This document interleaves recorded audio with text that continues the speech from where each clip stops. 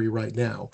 As you mentioned, I am celebrating 20 years of exclusively representing homeowners associations and condominium associations. So over the course of that time, have been able to help and guide hundreds of associations like yours, and look forward to continuing to do that in the years ahead. And as part of that, there are many legal changes that are happening right now that it will be the primary focus of this presentation. I'm going to cover some of the basics for perhaps some of the new board members out there, but I'm going to try to get into the new laws and the discussion of that as quickly as possible. And starting off with the most recent. So with that, I will start with the disclaimer, as always, that this is not legal advice from either my office or from the Secretary of State's office. We are providing this as a service to you, as general information, which is meant to give you a starting point, but it's a high-level view. There are always details, and at the very minimum, it makes sense to contact a professional to make sure that you're understanding these issues correctly. And that is certainly not expensive or time consuming. There are a number of different types of community associations that will soon be made more clear by WUCIOA, which we'll be discussing in more detail, which is a uniform, comprehensive law that will create one type of association and will fold all these others into it. So this will simplify that, but that is not going to be fully applicable until the beginning of 28, as we'll discuss. So for now, we have this hodgepodge, condominium associations that are governed by one of two laws, and then the third, to a limited extent, RCW 6490, which is WUCIOA, as we'll discuss. Homeowners associations, typically single family, RCW 6438, and then also some parts of WUCIOA, at least right now. And then there's cooperatives, and there's other types as well, plat communities and maintenance road associations and such.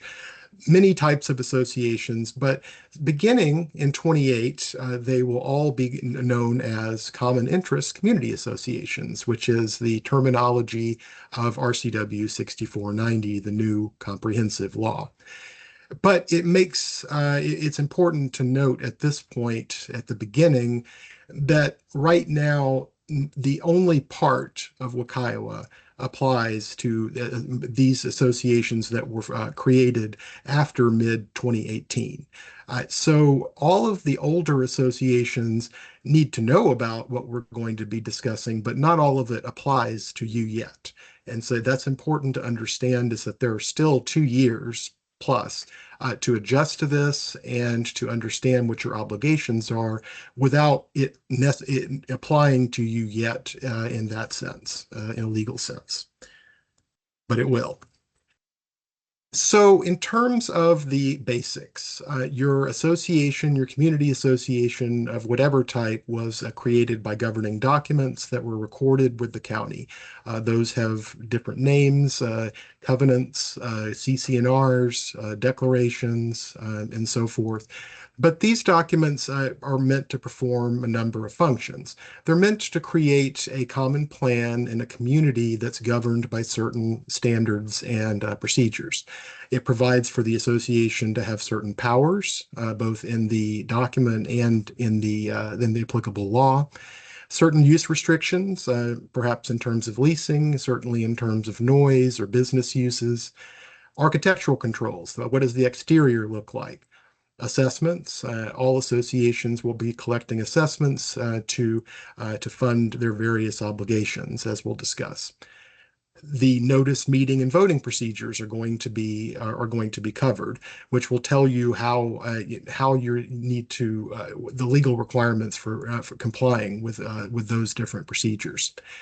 Enforcement of your rules, you have several options, as we'll discuss with that, but the board does have an obligation to enforce the governing documents, and it has some discretion about how to do that, but there's no doubt that it needs to investigate and to consult with professionals as appropriate and to take reasonable action. And finally, the amendment of those documents. Those documents are not set in stone. They can be amended, but typically it's going to require a supermajority, 67% or more in some cases, in order to amend these documents. And those percentages vary based on what type of association you are and when you were created. And that's something that you would want to consult with an attorney about what your current obligations are. But starting at the beginning of 28, they will all be WUCIOA, as we'll discuss. So the association, once it's been created by your governing documents, it will have meetings. That's going how it primarily will act in the most general sense. At the very minimum, an annual meeting is required. In many cases, that's all that homeowners associations, single family, will need. But condominiums typically are going to be meeting more often than that. Special meetings beyond the annual regular meeting that's called, they can be called in various ways by the president, the majority of the board, or owners in certain circumstances. The upcoming uniform standard will be that 20% of the total ownership can call a special meeting or is entitled to compel a special meeting to be called. But there's still different requirements right now, again, depending on what type of association you are. It's confusing, but it'll be clarified in 2 years. In general, 14 to 50 days notice must be provided for association meetings, and an agenda and other information about the meeting needs to be included in that notice. So that's something to make sure that if you're not currently doing that, that you need to include an agenda and some description of that in the meeting notice. Meetings must be open and minutes must be kept. These are situations in which, as you know, as we'll discuss with regard to executive session, there are exceptions always. But in general, as an openness, transparency standard is the goal of the current and the new laws, especially. And so there's very limited exceptions to when an owner can be excluded from a meeting. And in terms of board meetings, there's a provision of it that gives the board an opportunity or the right to exclude a disruptive member and force them to compel them to leave and have the right to do so. But there's no corresponding right in association meetings. And so unless someone is violent, then you really have a little alternative but to adjourn the meeting because there's no legal right that's provided explicitly to do that in the case of association meetings. However, in terms of board meetings, the exception is executive sessions. There are certain situations in which that can be done, and that will be listed shortly. But any actions that are taken in the executive session, which is excluding everyone but the board, that have to be ratified in open session. So the board has to come back and provide an indication that is contained in the minutes of what it decided. Again, in the name of transparency. Association meetings, the notice, there are certain requirements, as we've said, regarding the agenda. It obviously states the time, date, and place of the meeting and the agenda, but it also needs to include text of any proposed amendment to the declaration or covenants. And that's something that, again, is a good practice point, is that you might not currently be providing the full text of an amendment before you vote, and that needs to be done here. There also needs to be notice in the meeting notice of any proposal to remove a board member, or in some cases an officer. So these are all important to understand, is that if you don't provide this notice, then most likely an owner that objected would then be able to compel an additional meeting, an additional vote. Owners at any meeting, whether it's an association meeting or a board meeting, must be given a reasonable opportunity to comment regarding that matter associated regarding the association. Obviously, there's discretion about what's reasonable opportunity, and there's some specifications that have been made regarding that. But there is a general policy that owners cannot be excluded, once again, either in person or in terms of their contributions, that they need to be given some opportunity to speak their piece. In terms of electronic notice of meetings, CICs, which is sometimes I refer to here as common interest communities, those may notify the specific owners of meetings with regard to electronic transmission, email or otherwise, but they're only with their prior consent to be notified in that manner, which they have to provide in writing. Another important practice point with regard to meetings and notice is that email is only a valid manner if you already have the owner's prior consent. And so that's something that is important to have on record that you've obtained it. And in terms of the actual law, you have to provide they have to provide a written consent of that. In some cases, I know some clients that I work with, they ask, well, if we have an email from them, is that sufficient? And that's, that it does not, it's not specific performance, it's not complete performance, although in some cases they view it to be enough, to be adequate.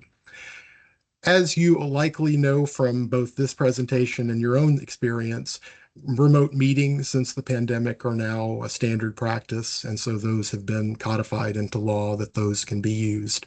But you have to provide certain notices with regard to how to participate, obviously. Owners are now authorized to vote by proxy, so they can provide a written document that indicates that someone else can vote on their behalf. They can vote by mail if that's provided for by the board without a meeting, and electronic transmission in connection with a meeting, once again, as long as that has been previously established with the board, that they can vote in that manner. Moving on from association meetings and their notices, the board of directors, one of the major actions at any meeting, annual meeting, will be to elect directors.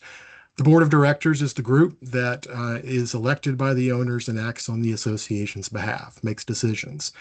There are duties of care and loyalty. You're acting on behalf of the entire ownership and the corporation as a whole in its best interests and not in your own. And you're supposed to recuse yourself if you do have an interest, a personal interest. Responsible for enforcement of the covenants is what I was referring to before, is that the board is the primary way that the covenants will continue to be observed. And if it does not do so, then it's likely that there will be a disregard that will come in over time, and the property value and the appearance of the property will suffer, which is one of the primary purposes of the covenants in the first place, is to maintain them. The board is, as we'll discuss in more detail, is the record keeper, and one of the important records that it needs to keep is meeting minutes regarding all of the decisions that are made, whether it's by the owners, the decisions they make at meetings, or regarding its own. And some boards will differ with regard to the amount of detail that they want to put in the meeting minutes, but at the very minimum, it needs to include all of the decisions, that the votes and the decisions that were made at that meeting. Quickly regarding the board's powers, there are going to be specified both in the governing documents in a list and also in the applicable statute, briefly adopting rules and regulations, which we'll discuss. There's some limitations on that now. Enter into contracts on the association's behalf, adopt proposed budgets, collect assessments, late fees, imposing those and modifying their amounts, And also, as we'll discuss with regard to enforcement, there's fines.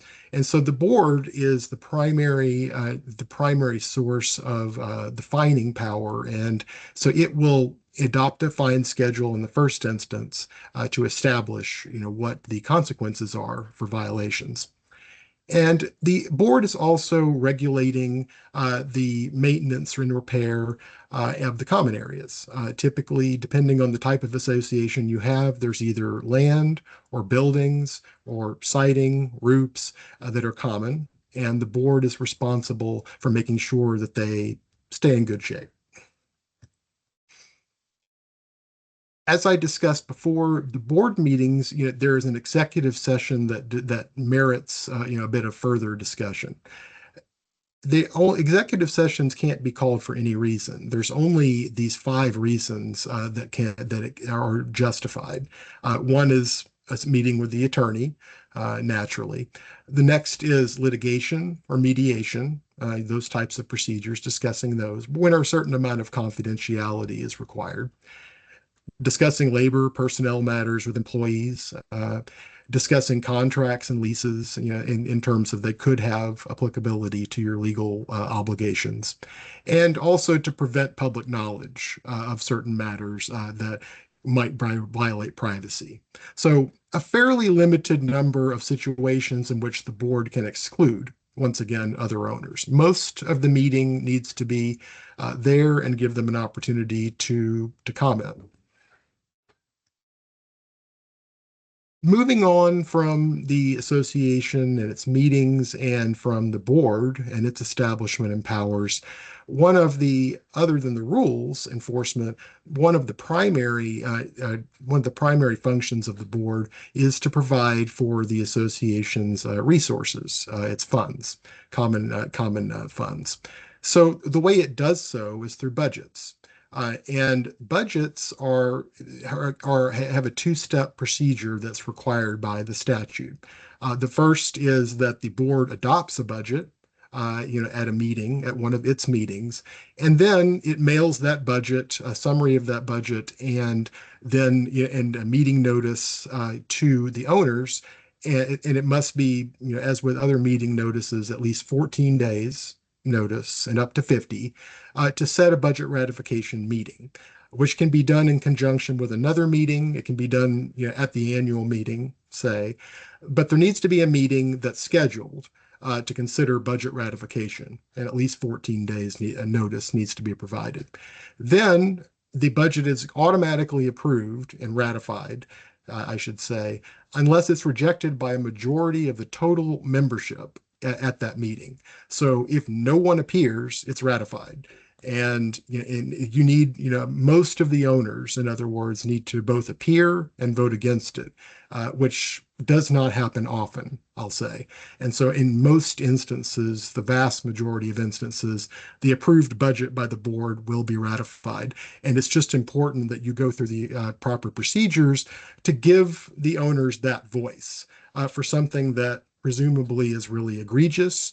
The owners would attend and they would vote against it. And so it provides them with some check on the board's power to assess them. When you have adopted your budgets, including your regular and special assessments, you need to think about your reserve accounts and your reserve studies. Now, state law encourages but doesn't require associations to fund their reserve accounts, but you are required to get, as the next slide will show, a reserve study, which shows you what you should be saving and what you should be putting into your reserve account. If you do have reserve funds that you have placed in that account, you can withdraw them in certain cases to meet unexpected expenses, as it's put. But you have to note that in the meeting minutes, you have to notify the owners of that, and you have to adopt a repayment schedule for that. Typically 2 years is the standard. Now, reserve accounts are, you may not have an obligation to fund them, but you do have an obligation, all community associations, to obtain reserve studies unless they fall within a fairly limited exception, which is contained in this slide. So In terms of the exceptions, if you have only nominal reserve costs, which is the definition is provided there, or if the cost of the reserve study in your case exceeds 10% of your budget annually, then you fall within an exception. Everyone else is going to be required to get a reserve study and to include that as part of their budget. Now, reserve studies, as I said, are meant to provide the association with a picture of what of the common elements and what its responsibilities financially will be to replace them over time, and at what point that they will need to have the money available to do so. And so, the first step in that is to assess what are the common elements and in what is their condition right now? How much useful life is the term do they have left? The reserve studies and their updates must be based on site. The reserve study initially needs to be based on a site inspection by a licensed professional every 3 years. And the updates, they have to be updated, but that is not a site inspection requirement. They just have to be updated in the sense of providing information typically. If you do not have a reserve study as an association, that has to be disclosed on your resale certificate that you provide to potential purchasers of the property, and it's viewed as something that is a detriment to a sale. So it's in the association's interest to have a reserve study and to update it. In terms of some of the rules, moving on from the financial part, to some of the actual rules that the board is trying to enforce. One of the prominent ones is architectural controls that are limiting, the owner's ability to build structures and to modify the existing structures. There are procedures that are put in place, for typically for the owner to have to fill out a form and to submit it to the board for its consideration, a proposal, for what it wants to do with regard to these modifications or additions. And then the board needs to consider it within a reasonable amount of time. It's recommended 30 days because of certain provisions in some governing documents.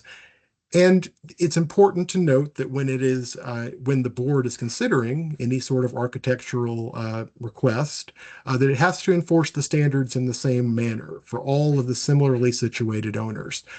What that means is that everyone who is in the same situation, needs to be treated the same. Now, what I mean by that and why it's important to note that in that way is that in many cases, it's not the same. In many cases, the owners are not in similar situations. There's a distinction that can and maybe should be made in some cases for why that two owners should be treated differently. And that's something that's very fact dependent. But so that's something that the board needs to take into account, is that it has the ability in this case and in others to make exceptions. And there is some discretion there, but they need to be principled exceptions. There has to be a reason why it's doing that other than favoritism, obviously. And once again, with regard to any decision that it makes, architectural controls or otherwise, records need to be maintained to show that you have followed the correct procedures and that your decisions have a reasonable basis. And that's just protecting the association from a future potential challenge. Rules enforcement in general, the board is required to enforce them consistently, but as I said, exceptions can be made, and that's important to remember. Many of my clients choose, and they have the ability to choose this, to be very strict and to say no exceptions, more or less. And that is a choice that can be made, but it's not the only choice, I think it's important to remember. If the board does not enforce the rules, then and it regularly and substantially, ignores them and does not act in that manner that it views them to be valid, a court could, upon application by an owner, a court could decide that they're no longer valid, that they've been abandoned or waived. So that's one of the outcomes that the association does not want, the board does not want to let occur, is losing the ability to enforce them at all due to its inaction.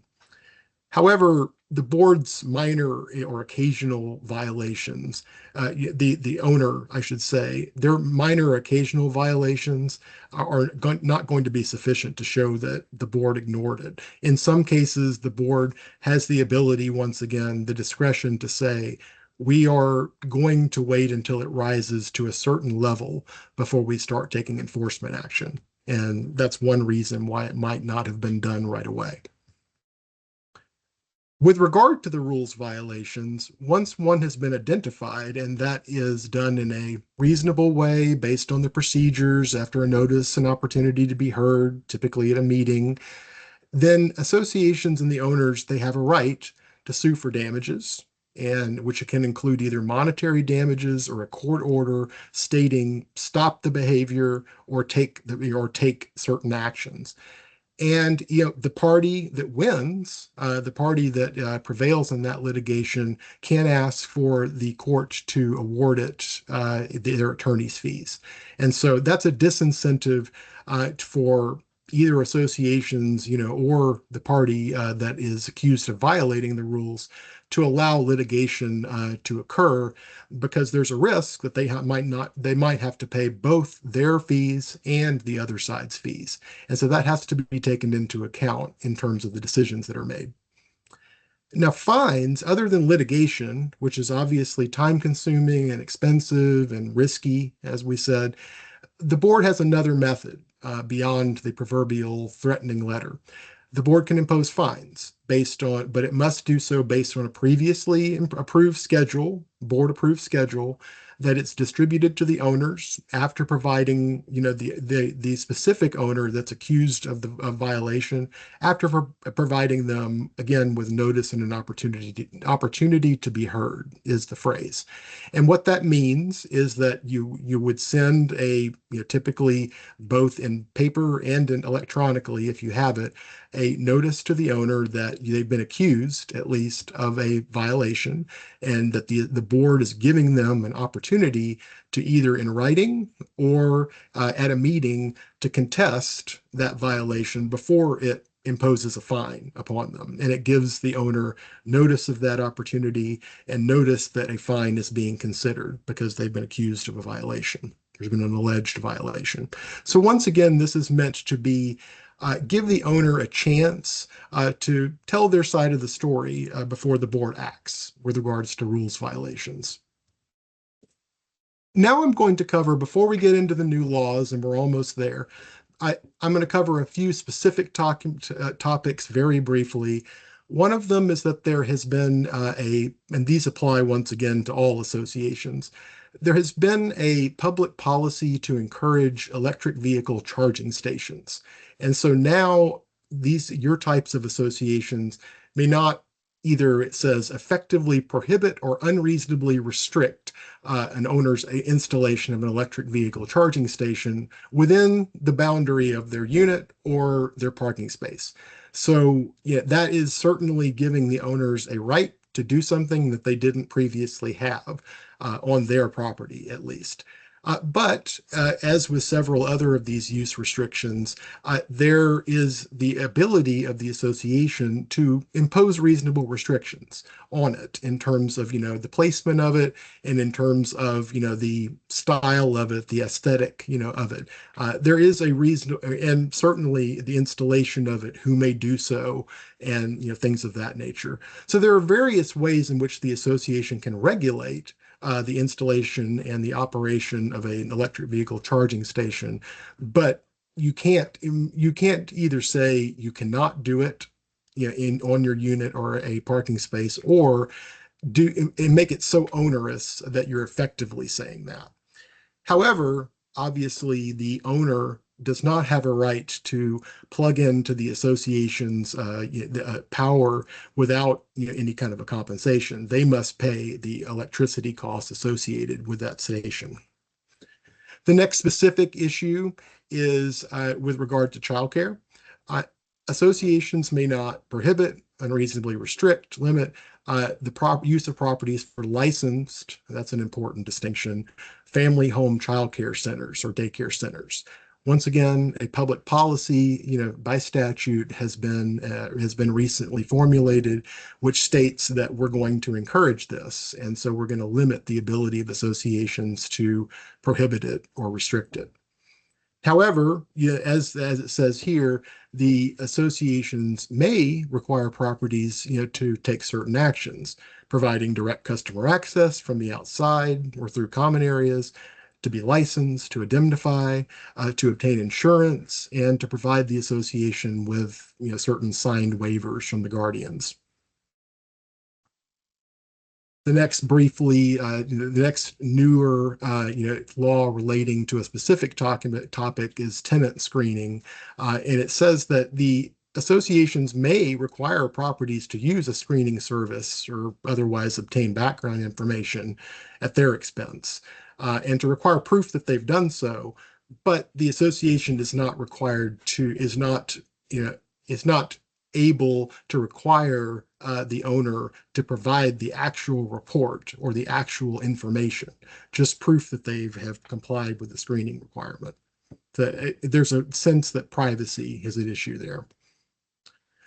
Foreclosure is something that we'll talk about at more length with regard to some of the new laws that we're about to discuss. Uh, Foreclosure, these laws that have been enacted over the last several years apply to all associations at this time, including the ones that are pre-2018, the WUCIOA cutoff. They amend all the state statutes with regard to assessment collection directly. The associations are not permitted to commence foreclosure actions at all unless there is, as it says here, a sum equal to greater of 3 months of assessments or $2,000. So there's a limit that wasn't there before on associations' ability, to begin a foreclosure action, which some view to be a good thing, is that you want to wait until there's a certain amount at issue, and 2,000 is the shorthand, before you begin any kind of an extreme last resort action like that. The one issue there seems to be is that there are some homeowners associations which will take 4 or 5 years or even 6 to get to 2,000 because they have fairly low annual assessments. And so that is a burden on them that they can't take any effective action for quite some time. So that's one issue that you can work with your attorney to deal with that, but at the same time, it's a restriction, once again, on the association that wasn't there before, and that you need to be aware. And finally, that foreclosure must be preceded, and we'll get into the details a little bit more with regard to new laws.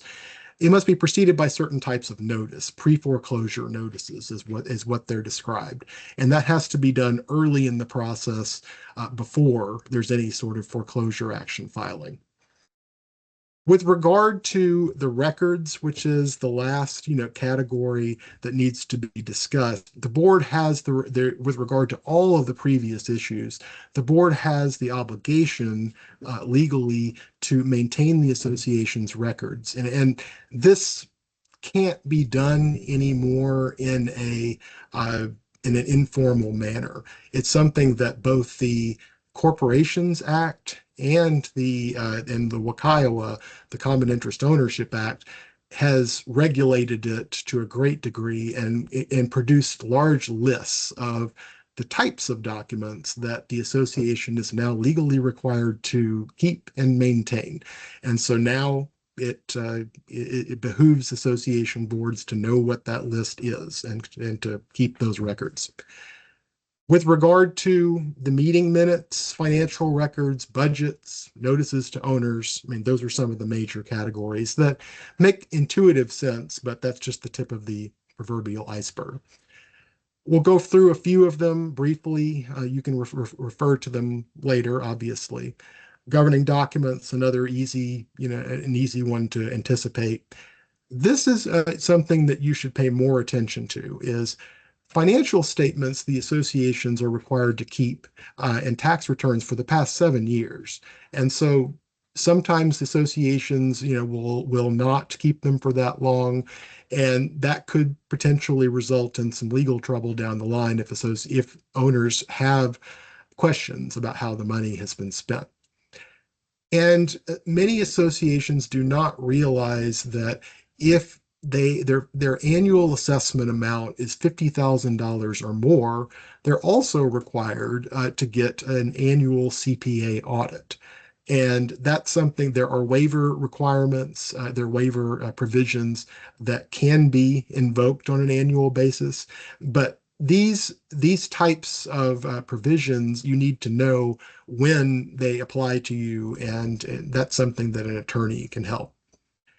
As it says here, lists and names of the board members, contracts, materials relied upon on the board to approve or deny architectural requests for at least 7 years, once again. Once again, materials with regard to any decision to enforce the governing documents for a period of 7 years. So as you can tell, you really, a shorthand is keep everything that has been produced in paper or electronically with regard to your operations for 7 years. I mean, that's a good shorthand. As we said, all notices provided to the owners, including emails, all of the documents relating to ballots and voting. So paper, electronic ballots, proxies, other records relating, in compilations relating to voting need to be kept for at least 1 year in this case. And so you need to understand that all, even the ballots, those all need to be kept, for some time. The budget needs to be, kept in the records, obviously, and then it will be referenced in the later financial statements. Receipts and invoices and accounting records, 7 years, once again. And that's something, once again, that I suspect that many associations are not doing, but they are required to. Meeting minutes and a record of all the actions taken, that's essential, whether it's taken by the association or the board or one of the board's committees that it's delegated, certain tasks or powers. And then you have a list of the names of the current owners, including mailing addresses and the number of votes that are allocated to each one. And there are certain exceptions to that with regard to unlisted numbers, but you should understand is that these are matters where you need to provide each owner with the ability to contact the other owners, more or less. The association has to make all of these records available for examination and copying. And this is an important point, is that the association is not required, to make copies and to sift through information and to provide it free of charge. The association is merely able to say, you can look at the records, but we're not going to provide them directly to you. And you can copy the ones that, you can tell us which ones to copy for you, but we're not going to go through that process. That would only, I think, be done, though, if the owner is being unreasonable about the amount of records that they are requesting. If they're asking for something specific, I think that what this is, it would not apply, and that you would be able to provide that to them and hopefully resolve the issue.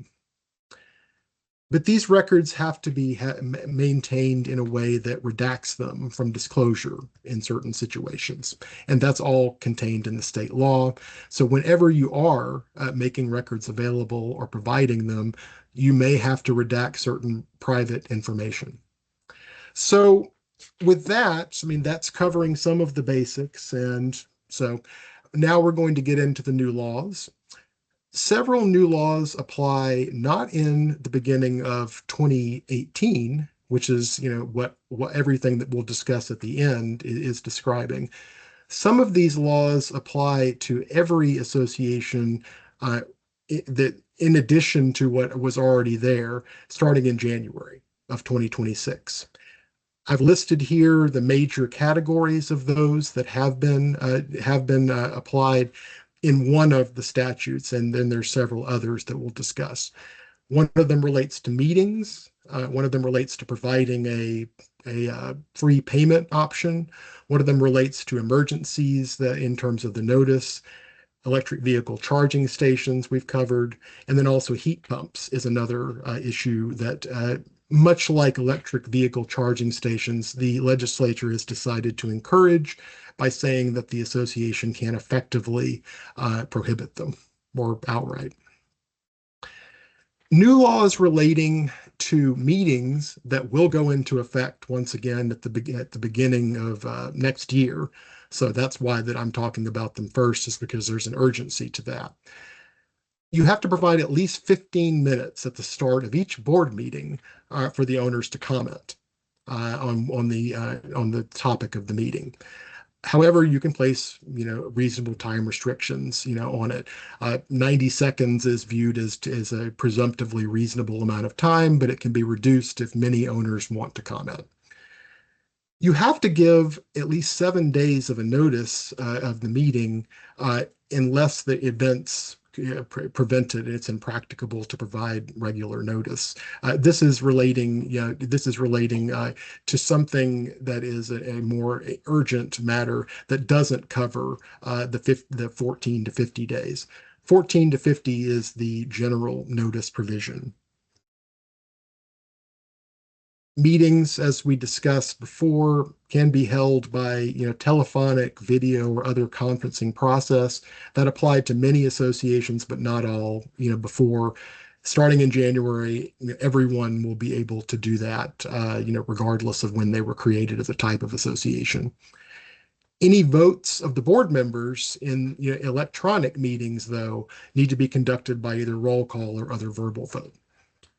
And if you are having an electronic meeting by Teams or Zoom or any other way, you still need to give every owner the option to attend by telephone. That's important. If they are not able to use a computer, then they need to have another option. As I said, another one of these issues that's new that will begin at the beginning of the year is that you need to provide at least one payment method that is at no charge or as a common expense. So in other words, with regard to that, you cannot say that that they have to pay a service charge of any kind or a credit card charge or something like that. There has to be at least one free option to pay. With regard to emergencies, briefly, boards can call meetings without complying with the 14 to 50-day notice provisions if there is an emergency, which they define in the statute, to take actions in the owner's interests. Charging stations, in addition to what was discussed before, associations that are homeowners associations, single-family homes, and certain others described here, they may not require approval of the installation of a vehicle station unless it's installed within a common element or it's connected to a common supply. So once again, it's providing an additional method relating to these types of uses, but with regard to some associations only. With regard to reserve accounts, there are certain modifications that were made that apply to everyone at the beginning of the year. It states that the reserve funds may not be commingled in the accounts with other funds of the association, not just any other entity, but also the association. There need to be separate accounts. And it provides for the reserve funds to be held in interest-bearing accounts or invested in securities under certain circumstances, a few minor revisions. And the reserve fund disbursements, once again, a minor revision, requires the signature of at least 2 directors or officers and documentation of what the expense is being used. Assessment collection, this is something that has been changed a great deal.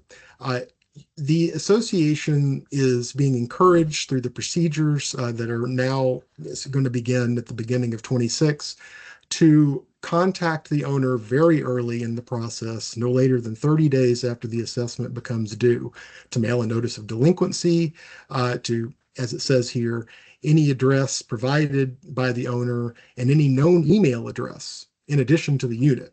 So there's three potential addresses that you might need to send this to, and that needs to be noted, particularly in regard to the email address, is that needs to be included in addition to any written notice. And it also, this new statute that applies at the beginning of 26 states that if the owner has indicated a preference for a different language, the notice needs to be in that language. The notice of delinquency also has to, somewhat controversially, include a pre-foreclosure notice containing certain scary, frankly, information about the consequences and resources available to them in this situation. And many association vendors, managers have noted that for a small amount of money, it is strange to, at that point, require a foreclosure notice, but that's what it says. And then at that point, the association is required, once again, newly, to wait until the 15 days until after providing that notice before taking any other action. And it can't charge in the meantime any cost to the owner. But the association during that time can charge certain limited costs, like, cost to print the notice, administrative fee of no more than $10, one late fee of no more than $50 or 5% of the amount at issue, things of that nature. The association is also required to keep records rather of these notices. Foreclosure mediation, we'll describe that quickly because I do want to leave some time for questions. The foreclosure mediation program is another major change to assessment collection.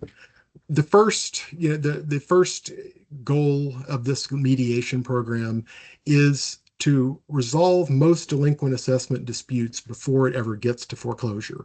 And so it's providing for a lot of new procedures that prevent the association from foreclosing until it goes through this predicate process. And this is once again now for everyone at the beginning of the year.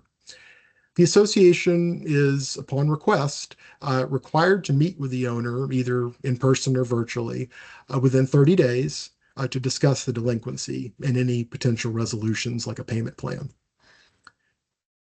This new law provides for housing counselors to be funded, and also the owner has the right to get an attorney. Though after the mediation, the owner's housing counselor or attorney will determine whether or not mediation is appropriate in their view. And if it is, then they can formally request as a right. They can formally request that the association begin mediation after that initial consultation. And if the association refuses to participate in that initial consultation, what's called a meet and confer session, or fails to respond at all, then the owner can just simply be referred to mediation without any sort of previous process. And in the unlikely event the owner refused to participate, then the owner cannot be referred to mediation. Makes sense. The association cannot charge this owner any attorney's fees that it incurs between that meet and confer session and the time that it's held. So this is another important point to make, is that this law is encouraging the association to not use an attorney for the beginning of this process by making the association responsible for their attorney's fees rather than, as it was before, the owner. And any collection related expenses where the owners went on their account. Now, if there are any collection expenses, but in a certain point of this mediation process, it would be a common expense now. So it was going to be shifting some costs back to the association inevitably. And then, if there is a referral to mediation after that meet and confer session, within 23 days of notice, the association is obligated to transmit certain documents, including its governing documents, recorded liens, itemized ledger for the preceding 12 months or since they became due back to a zero balance. And then within 20 days of receiving the association's documents, the owner must send certain documents as well, including any evidence of payments, statement of hardship, and any proposed schedule of payments, a plan to resolve the problem. And the mediation is then convened within 70 days of the referral. So this is meant to be a fairly quick process, 3 months or so, in which hopefully the legislature hopes most of these matters will be resolved by that process without the need for any more foreclosure, because there's clearly a public policy once again to avoid that. And that's understandable. But it does create additional procedural obstacles for the association to overcome. And it also will shift certain legal expenses to the association because they can no longer be charged to the owner during this mediation process. The association is also, in terms of these restrictions, is also may not file foreclosure until the completion of mediation if the owner's been referred. So once again, the association's power to foreclose has been limited by this process. And it talks as well about what happens in the issue in the situation where the judgment has been obtained, and the association has the ability to proceed with it as long as it's been obtained, but not before that. Even if it's filed, the association has to stop until the mediation. So the referral to mediation effectively freezes any foreclosure or any potential foreclosure. In terms of the shifting of fees, once again, perhaps most significantly, the association and the owner must each pay half. And so once again, this is a collection related expense that the association is now being required to pay half when it previously would have been the owner's responsibility to pay. And the association and the owner both are required to pay responsible to pay their own attorney's fees during this whole process. Now, in terms of new laws effective in January of 2026 that only apply to newer associations, 2018 post, then those would be, there are certain ballots for election of board members must include a bank space for write-ins. This only applies to the newer associations, but it will apply to everyone in 28. Paper secret ballots must be opened and counted at the meeting, and electronic secret ballots must be reviewed, announced, and recorded in the meeting minutes. This is meant to improve transparency by showing everyone, the voting process, counting process. And it also limits who can perform that process. No incumbent members of the board cannot, candidates for membership cannot, and yet there is no way for them to even be provided access to these documents while they're being counted. That is all of the new 26 urgent laws, and we'll quickly go through WUCIOA because that's something I believe that many of you already are familiar, and there are specific questions, obviously, that you might have about it, but most of I think what the urgent interest that I could tell was what we've already previously discussed as some of the newer laws that have been implemented. WUCIOA, as was referred before, is a comprehensive law that was approved in 2018, and it is meant to, beginning in 2028, the beginning of 28, it will cover all community associations, and so anything in their governing documents that's inconsistent will then be void, and the WUCIOA will override and supersede it. Several sections of WUCIOA also apply to associations that were created before 28. And so that those we've covered some of those already in the newer laws. Two of the others that have also been covered are relating to budgets, as we discussed with ratification, and also with regard to reserve studies. So those are all parts of WUCIOA that have been already implemented for older associations.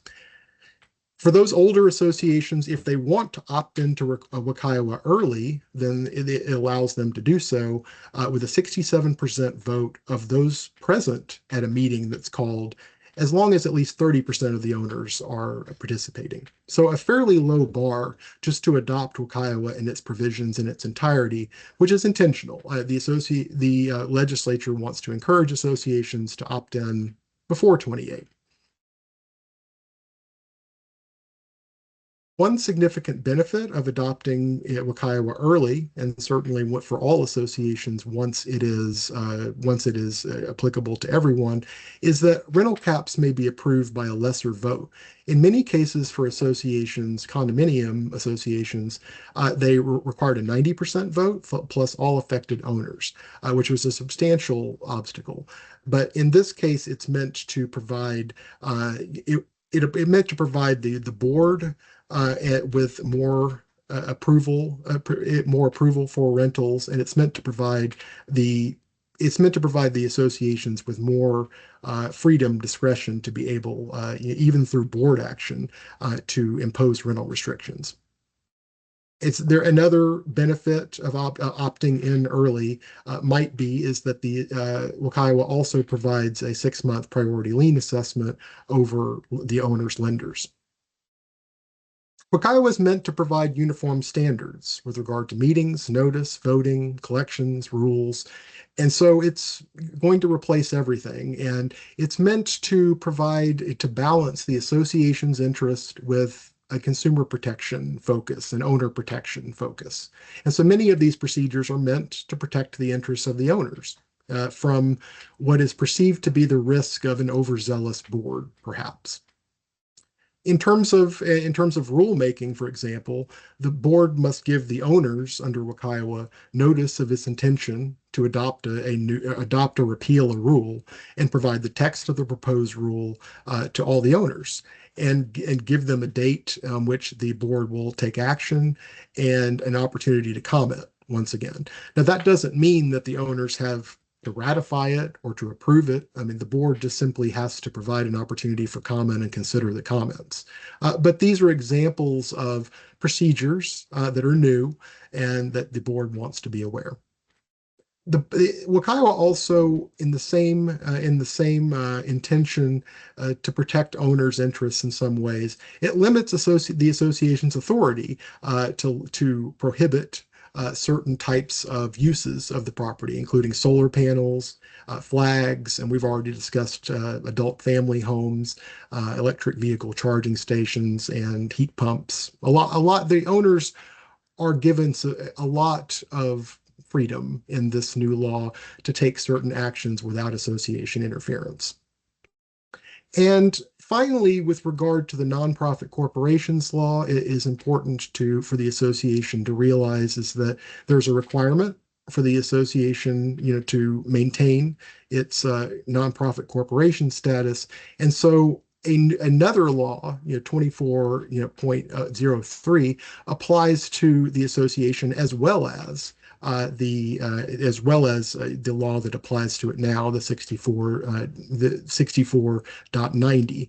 So you need to understand which laws apply to you, and if you're a nonprofit corporation, which most associations are, this would also apply to you. It establishes similar but not identical record keeping requirements and access to records requirements, and describes director's standard of care. And I will say that in that, the most important may be is that if the association does not have a federal employer identification number, as indicated there, this law also requires that you obtain one. And so that's something else that many associations are not aware at this time. So in conclusion, the board has certain responsibilities to maintain the resources, enforce the rules, keep records, be impartial and informed, and consider consulting professionals, whether it's managers, accountants, attorneys, contractors, when there is a dispute or in cases of doubt when it's appropriate.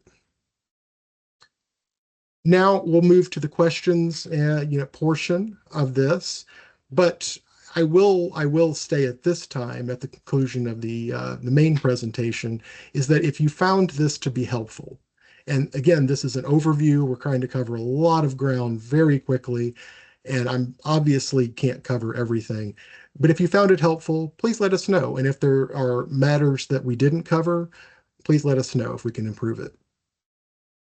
So Melissa, with that, would you like to start with a few questions? Yes, you have very many questions that came through Oh, the chat. Thank you, everyone.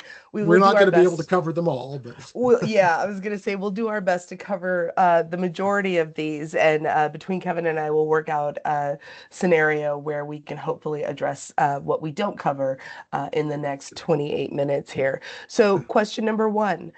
If a full reserve study is more than 10% of a community's annual budget, yeah. but software doing DIY reserve studies is not more than 10%, does the board have to have the DIY one done if they're uncomfortable doing it that way?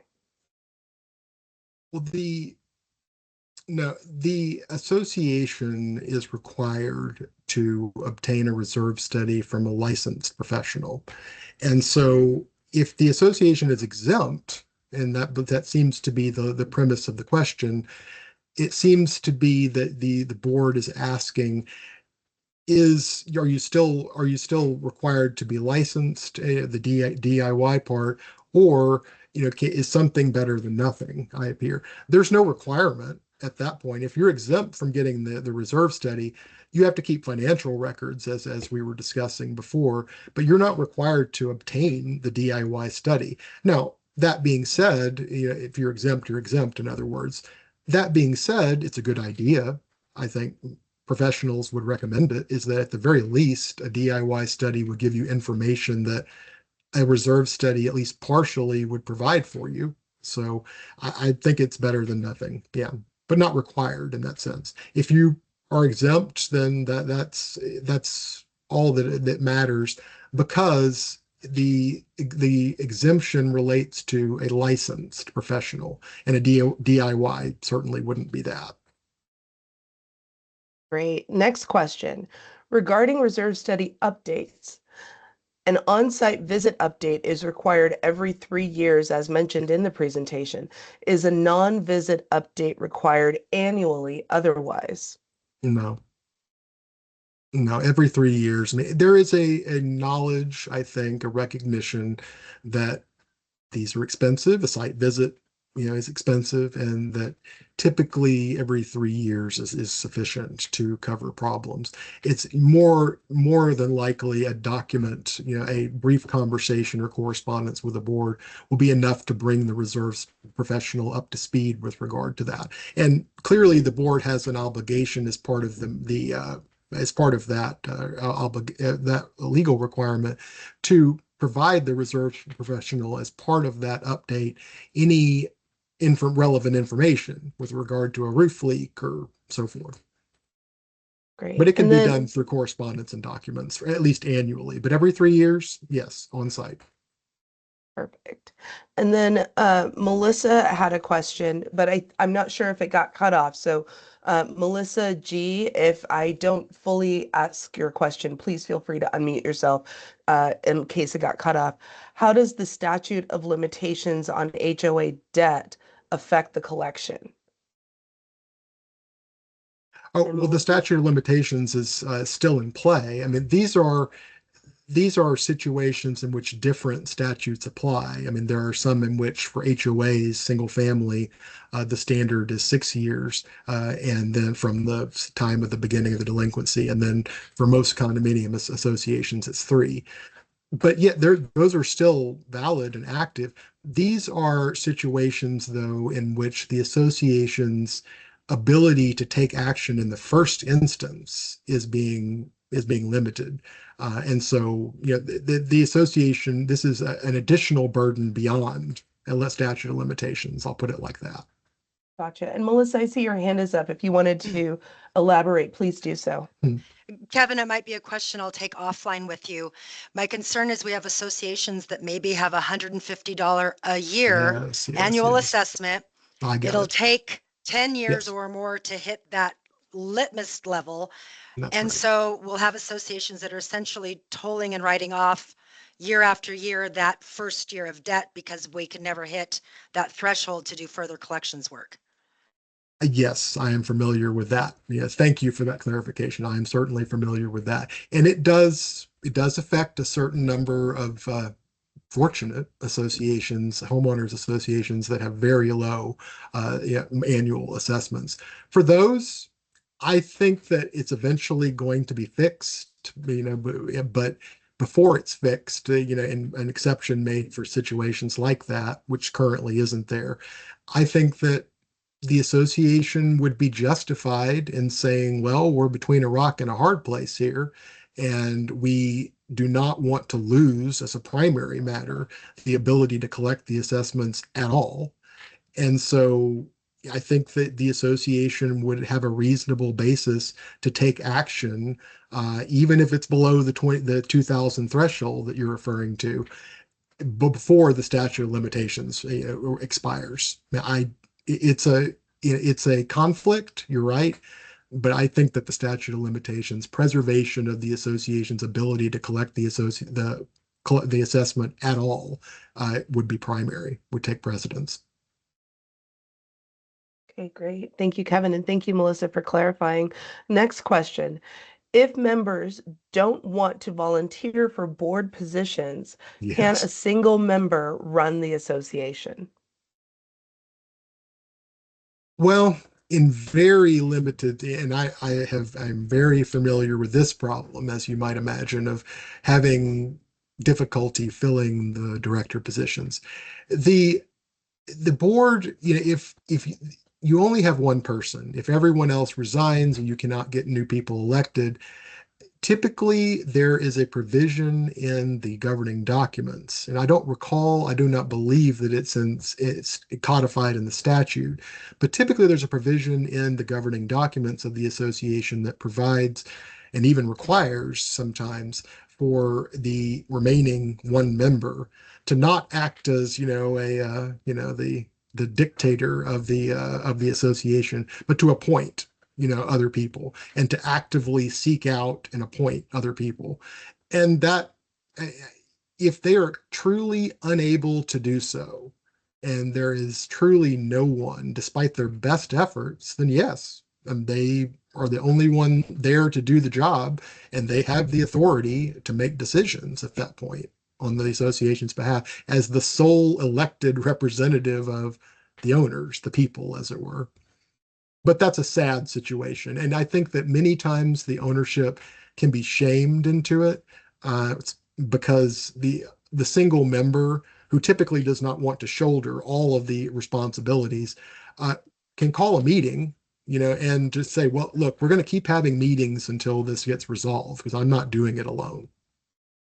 And that's usually the form it takes. Either they appoint people to serve out the rest of a term, an unexpired term, or they start calling meetings and saying, look, we've got to do something. But in Great. an Thank extreme case, they do have the authority to make decisions. That was the original question. Great. Thank you. I just wanted to put in another plug. I've provided the link to our post Oh, engagement form in the chat. So we would welcome you all to provide us with feedback on this presentation so that we can make sure that we're addressing your needs for future webinar presentations. And our next question is, can a real estate agent request financial information in regards to the HOA? the the owner would need to authorize the association to communicate with a third party. And that's never hard to do. Usually what's happening is that a resale certificate in that case, or a payoff in some cases, for a delinquent assessments, is being requested by a third party, like an agent or an escrow officer. And so in those cases, the association's proper course of action is to only be communicating, especially with regard to financial information, with the owner and the owner's authorized representatives. And, so you would want to, before communicating with a third party, you would be and providing them with that type of sensitive information, you would be wanting to get the owner's explicit authorization to do so. Great. And then this next question kind of piggybacks off the previous question for the last one. How would you annotate an annual meeting if a single member is doing the work as a volunteer? Yes, that is an interesting one. That, believe it or not, I've actually had several cases like this where a single owner is running the show and is the only board member and doesn't want to be ever, but cannot find anyone. So what would happen in those cases, and I've actually had a case like this, is it's like a diary. The owner actually sits there and says, well, I needed to approve a budget. I approved a budget and I called a meeting to ratify it. And whatever other decisions that they made, I decided to adopt a fine schedule. I mean, those sorts of matters. They just have to describe what they're doing, the decisions that they're making on the owner's behalf, on the association's behalf. Right. And it doesn't, I think the point I was trying to make with regard to meeting minutes is that there's not, I mean, there are certainly guides and forms that you can use online, and those are easy to obtain. But there's not, as I sometimes say, rocket science to it. These are what you are meant to have is an indication of when the meeting took place, who was there, what the agenda was, and what decisions were made and what was tabled. That's it. I mean, obviously you can describe more about what was discussed, and that's fine, but it's not required.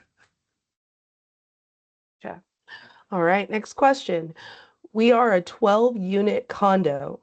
Every unit has a percentage vote. There seems to be a new law about secret ballots for board members. How do we how do we do that now when a full ballot or proxy will cover several votes? Well, that is an interesting one. I can say at the beginning of the answer that the secret ballot portions, only if I recall, only apply to the WUCIOA, the newer post, the 2018 enactor created condominiums. And so I don't know when theirs was created, but assuming that it's older than that, that still isn't going to apply for several years. And I should say at this point is that everyone needs to take this kind of off the cuff, conversation with a grain of salt, maybe several. Is that I'm not able to give definitive advice about these kinds of matters without considering a number of factors, including reviewing at least briefly an association's governing documents. And so I have to qualify a lot of these answers, unfortunately. But that's why you hire an attorney, is to say, are we on the right track here? Here's our question. We're confused. And so, but that is an issue that it's difficult for me to know once it does apply to them, assuming that they're older. The association, if everyone, and the secret ballot portion of it is that, that it's secret to everyone but the counter. And perhaps what you're saying is that how can that be? It's like somebody has to count the votes, and it needs to be one of us. And so I think that you're correct, is that if the association has a property manager, it's easy. The property manager does it, or an attorney, or an accountant, or any third party really will do for that purpose. If there is no third party, then I think that once again, you have to be practical about it and say, well, we're all going to vote and designate somebody in advance that we trust. Everybody can agree is not up for election, doesn't have any, doesn't have any direct personal interest, that we designate as that person to count them. That isn't exact compliance with the statute, but I'm aware that sometimes you do the best you can. And in some of these cases, even the statute says that. In some emergency cases and exigent situations, you do the best you can. And in certain cases, that's considered to be acceptable. Right. Next question. When sending certified mailer to delinquent homes, Yeah. what actions can we take if they don't sign for the letter? This is with military families that rent out their homes when they PCS. Right, right. Well, with regard to not failing to sign, if they are off site, as military active duty, and the residents, the tenants or family members will not sign for it, then the association's attempt to do so in that initial interest is valid as long as, number one, you've sent it by regular mail as well, because typically those will go through even if, the certified is rejected, number one. But you would want to have the ability to prove that you've done that, and you're sending it by regular mail and then showing that the return receipt that was taken back to you, indicating that it was refused. That's viewed to be enough to proceed. The qualification to that, once again, though, is that if the owner has an email that's known to you, or if the owner has an alternate offsite address that's known to you, you need to use those in addition to sending it to the unit.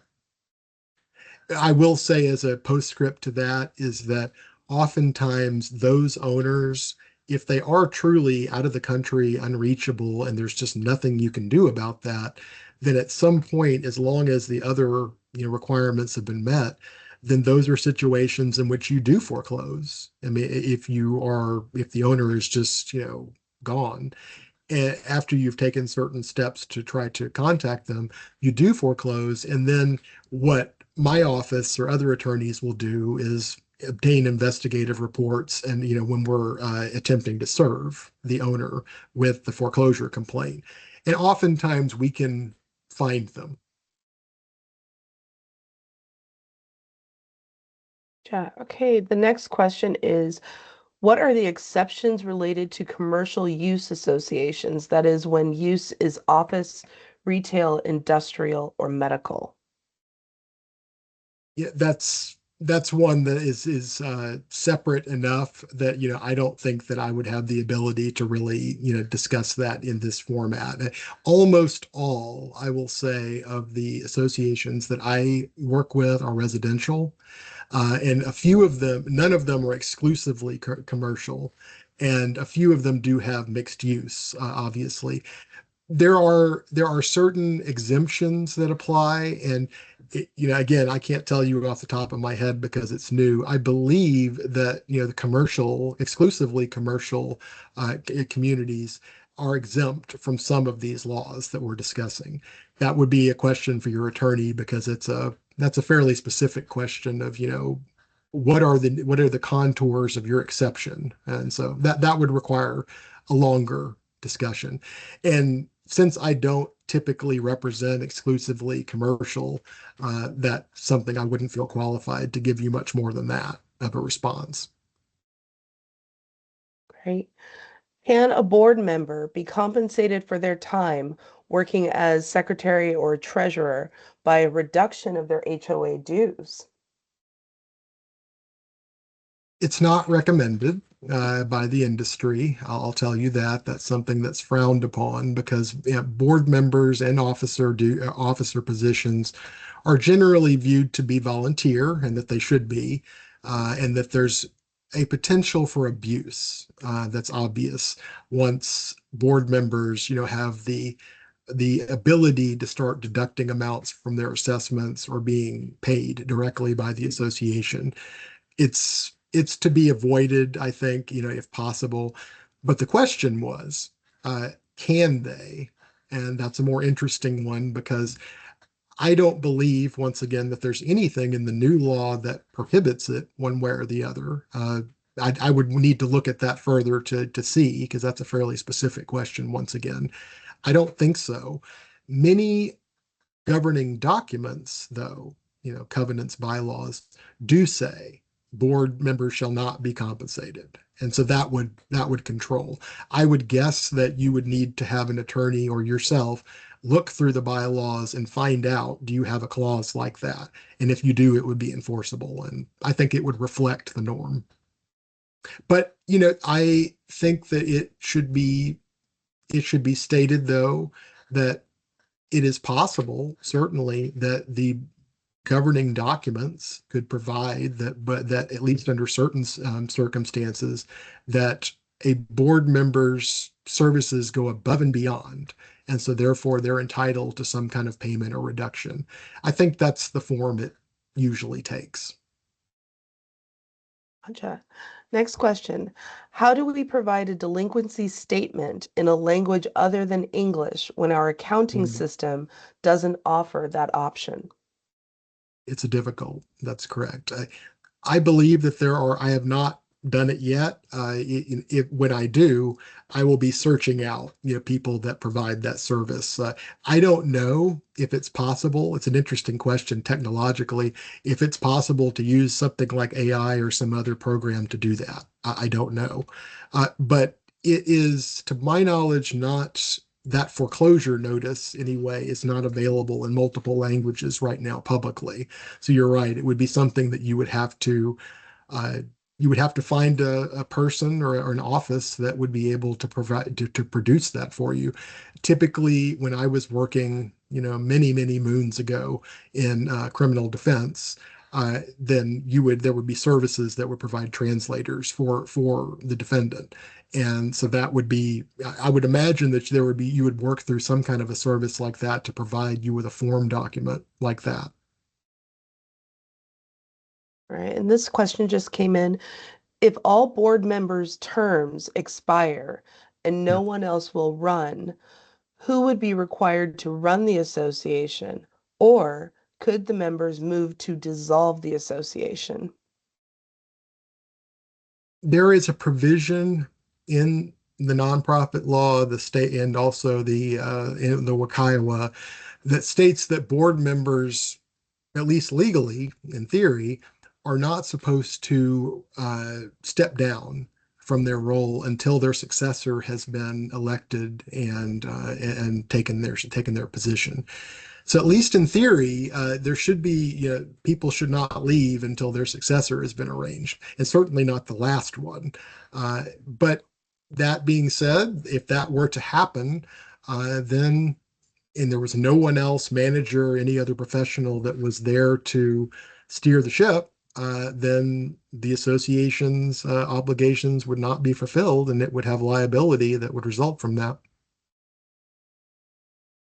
Awesome. And then another question is, uh, how do we file our newly updated Mm. CCRs and bylaws?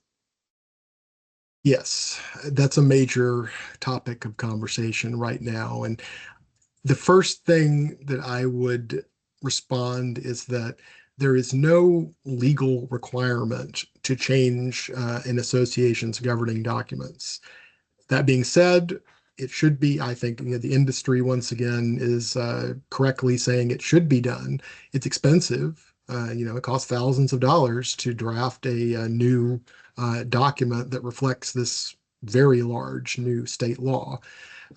No way around that. But that's something that, again, can be budgeted for several years. I mean, if the association has 2 more years before this applies to it, it has some time to collect the money and to work with an attorney to draft and then record that document. I'm not aware of anything public that would allow the association to do so without hiring an attorney, and I wouldn't recommend it either. Anyway. Uh, it's interesting is that you do see stories about people that are getting legal advice from various programs or AI, and it, it's a source of some good introductory information often, I would say, but it can certainly be misleading and it will never provide the full picture. So in this case, yeah, you would have to decide, how to proceed there. Okay. And then I think this might be our last question. Our CCRs indicate a 12% penalty for late Mm. fees. Does the 5% rule or the $50 supersede this? It's a 12% late fee.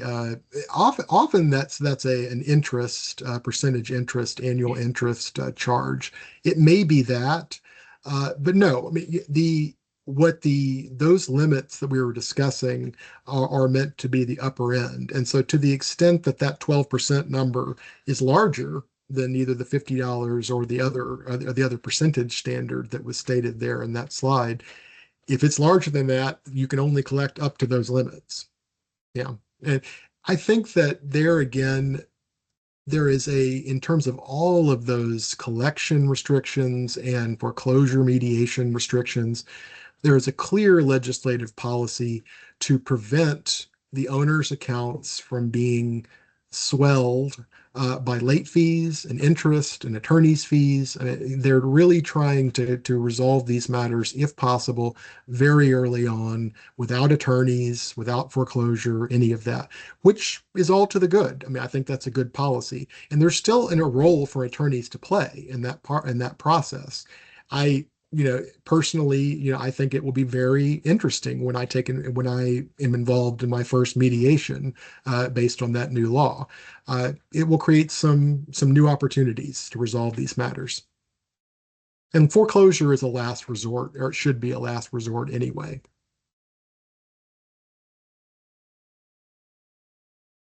I'm checking the chat to see if we have any additional questions that we didn't get to.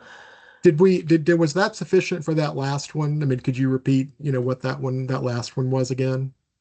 Make sure I covered that. Yeah, sure. Our CCRs indicate a 12% 12%. penalty for late fees. Yes, Does the yes. 5% rule or $50 supersede this? Yes, I think, it yeah. does. It does in terms of, but that 5%, or 50 or the $50 or the 5%, those are meant to state not a general rule, restricting late fees, but just how much that you can charge during a certain period of time in the mediation process. And I know that sounds complicated, and it is.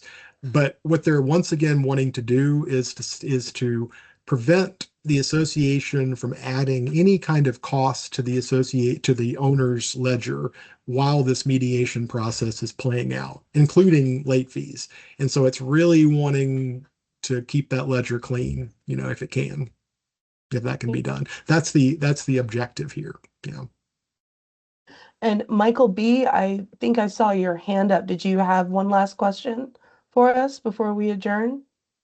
No, I would just the clarification was good, Kevin. I'm probably gonna have to reach out to you personally via just to see what that 12% is, the 5%, the $50. I do have questions on it just because I am running it solo, so I want to make sure I'm doing what's right by the homeowner. You're doing good work. I think that a lot of board members are unsung heroes as far as the amount of work that they do that isn't recognized. And so, but the professionals that work with the association do recognize it. And so I guess I can conclude by just saying you can get a sense, if you've listened to the last hour and a half of this, is that this is very complicated. There's no reason to feel bad if you don't understand all this, or if you have questions or confusion. It's a lot. I am here, though, to assure you that there are professionals that can help you to navigate this, and it's not as intimidating as it might seem. A lot of these are common sense regulations, and that everyone in the industry will get used to them over time, and it's something that can be clarified for the association in concise terms. And I think that's my goal, is to just help associations understand, in plain language and concise terms, how they need to change their procedures. Great. And with that, I just want to say thank you, everyone. Thank you, Kevin, for presenting this very dense but so important information for all of us. Everyone, please be on the lookout for an email from me with a copy of this presentation. And as mentioned previously, we will be posting this to our Secretary of State Corporations and Charities website for future reference. So thank you, everyone. I hope you have a wonderful weekend. Stay warm and enjoy yourselves. Indeed. Have a great weekend, everyone. Thank you.